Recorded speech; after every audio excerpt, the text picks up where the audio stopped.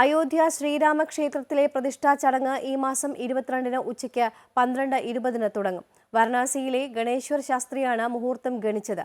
വാരണാസിയിലെ വേദപണ്ഡിതൻ ലക്ഷ്മികാന്ത് ദീക്ഷിത് പ്രതിഷ്ഠാ ചടങ്ങിന് നേതൃത്വം നൽകുമെന്ന് Shri Ram Janmabhoomi Teerth Kshetra trust general secretary Champat Rai അറിയിച്ചു.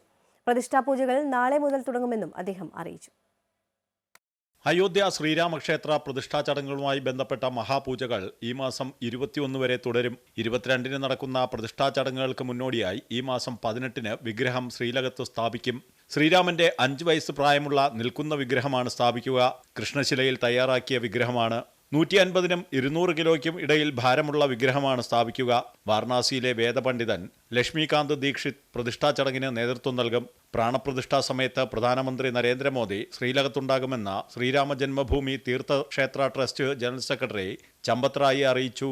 गर्भगृह में गरिमामय उपस्थिति जिनके सम्मुख सब काम होगा वो भारत के माननीय प्रधानमंत्री जी, RSS सरसंघचालक മോഹൻ ഭാഗവത്, ഉത്തർപ്രദേശ് മുഖ്യമന്ത്രി Yogi Adityanath, trust chairman Mahant Nritya Gopal Das, Uttar Pradesh governor Anandiben Patel എന്നിവരും ശ്രീലകത്തുണ്ടാകും. അയോധ്യ ശ്രീരാമക്ഷേത്രത്തിൽ 23 മുതൽ പൊതുജനങ്ങൾക്ക് ദർശനം അനുവദിക്കും.